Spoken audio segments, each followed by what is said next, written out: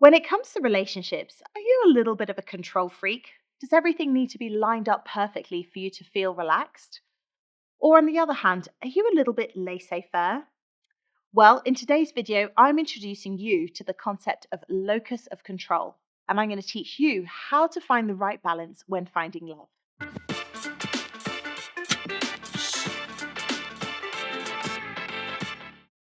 Hello and welcome. I'm Dr. Helene, clinical psychologist and relationships expert.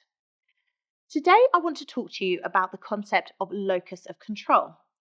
This idea was first developed by American psychologist Julian Rotter, and it's part of the social learning theory. So, some people say that people with an internal locus of control are generally happier because they feel that they've got control over events in their lives.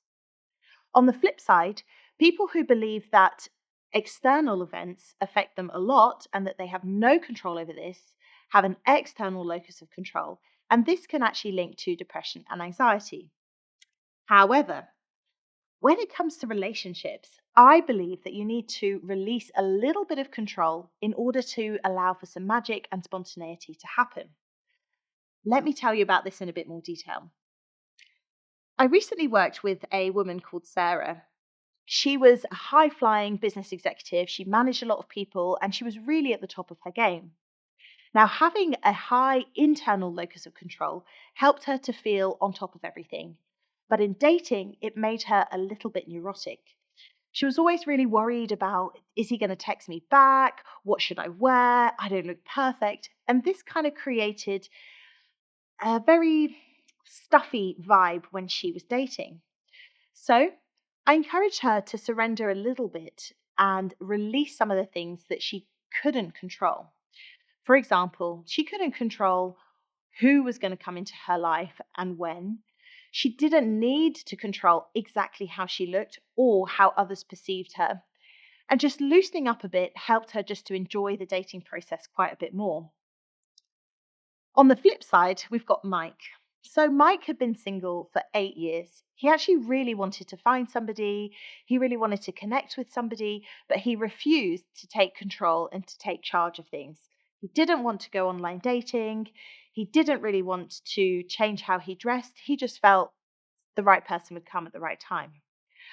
I encouraged him that actually leaning into his masculine energy and being a bit more definitive about what he had control over might help his dating life. And sure enough, he made a commitment to make a few small changes. He was resolute that he wasn't going to go online dating, so he started hosting some mingle parties at home. He also decided he was fed up with how he looked, so he invested in a new wardrobe and a new gym membership. And 6 months later, he found the love of his life and they're still together. So I've got a little exercise I want to do with you. I'd like you to think about what it is that you really want in your life. Maybe it's in your relationship. On one side, I want you to write down things that are in your control. Maybe it's where you live, the job you have, how you socialize, how often you go to the gym.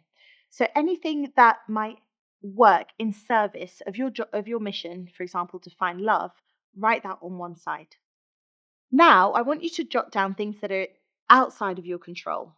So that could be when the right person's going to meet you, what people are going to think of you. And now I want you just to release anything that's not serving you, anything that you've got no control over. Let that go and pour all of your energy into what you can control. And let's make a commitment to start working on those things that you can control. Well, that's all for today. I hope that this idea of what's in your internal locus of control and how that differs from your external locus of control has helped you out. Please write in the comments anything that you've learned and what you're going to release. If you've enjoyed today's video, please don't forget to like and subscribe and share with your friends. Until next time, take care.